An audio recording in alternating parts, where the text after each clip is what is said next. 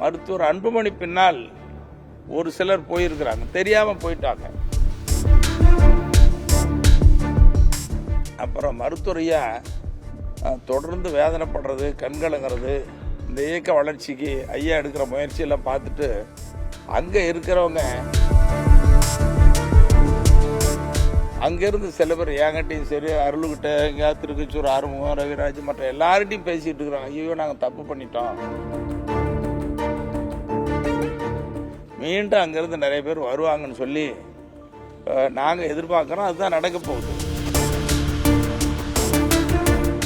பாட்டாளி மக்கள் கட்சி என்ற அரசியல் பேரியக்கத்தில் வலிமையான சக்தியை மாறி மருத்துவர் அன்புமணி மத்திய சுகாதாரத்துறை அமைச்சர், இன்னும் பல பேர் சுகாதாரத்துறை அமைச்சர்கள், நாடாளுமன்ற உறுப்பினர்கள், எங்களை போன்றவர்கள் நிறைய சட்டமன்ற உறுப்பினர்கள், உள்ளாட்சி பிரதிநிதிகள்லாம் உருவாக்கியது ஐயா தான்.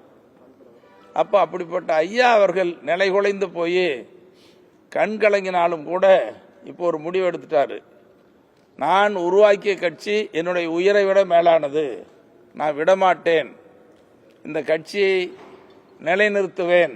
அது மட்டும் இல்லை, ஒரு வலிமையான சக்தியா தமிழ்நாடு அரசியலில் அங்கீகாரம் பெற்ற கட்சியா இருந்தது அங்கீகாரம் இல்லாத கட்சியா போயிடுச்சு. அதனால மீண்டும் அங்கீகாரம் உள்ள கட்சியா வளர்த்தெடுப்பேன்னு சொல்லி ஐயா இப்போ புதுசா நிர்வாகிகள்லாம் போட்டு செயற்குழு பொதுக்குழு கூட்டங்களை நடத்தி தனித்தனியா மாவட்ட வாரியா தைலாபுரம் தோட்டத்தில் கூட்டம் நடத்தி இன்னைக்கு பாட்டாளி மக்கள் கட்சி வலிமையான சக்தியா உருவெடுக்க செய்திருக்கிறார். அந்த அடிப்படையில் தான் இப்போ மருத்துவரையா பின்னால கட்சி வலிமையான கட்சியா உருவெடுத்து கொண்டிருக்கிறது. மருத்துவர் அன்புமணி பின்னால் ஒரு சிலர் போயிருக்கிறாங்க, தெரியாம போயிட்டாங்க. அந்த பொறுப்பாளர்கள் மட்டும் அது என்ன நடந்ததுன்னு சொன்னா, மருத்துவர் அன்புமணியை கட்சியிலிருந்து ஐயா நீக்க போறாரு ஒரு தவறான செய்தியை சொல்லி சில பேர் அங்க போனவங்க அப்படியே மாட்டிக்கிட்டாங்க.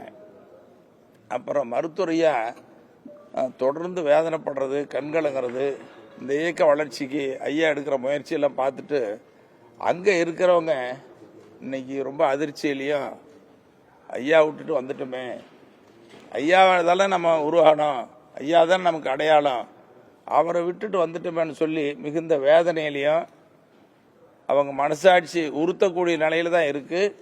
அங்கிருந்து சில பேர் என்கிட்டையும் சரி, அருள்கிட்ட, எங்கேயாவது திருக்கச்சூர், ஆறுமுகம், ரவிராஜ் மற்ற எல்லார்கிட்டையும் பேசிட்டு இருக்கிறாங்க. ஐயோ நாங்கள் தப்பு பண்ணிட்டோம், எப்படி ஐயா கிட்ட வர்றது, எந்த முகத்தோட வர்றதுன்னு நிறைய பேர் பேசிட்டு இருக்கிறாங்க. அதனால மீண்டும் அங்கிருந்து நிறைய பேர் வருவாங்கன்னு சொல்லி நாங்கள் எதிர்பார்க்குறோம். அதுதான் நடக்க போகுது.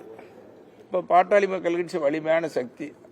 இதில் உங்களுக்கு தெரியும், பாட்டாளி மக்கள் கட்சின்னா அடையாளம் மருத்துவரையா தான். மருத்துவரையா பாட்டாளி மக்கள் கட்சி, பாட்டாளி மக்கள் கட்சி மருத்துவரையா தான் எல்லாருக்கும் தெரியும்.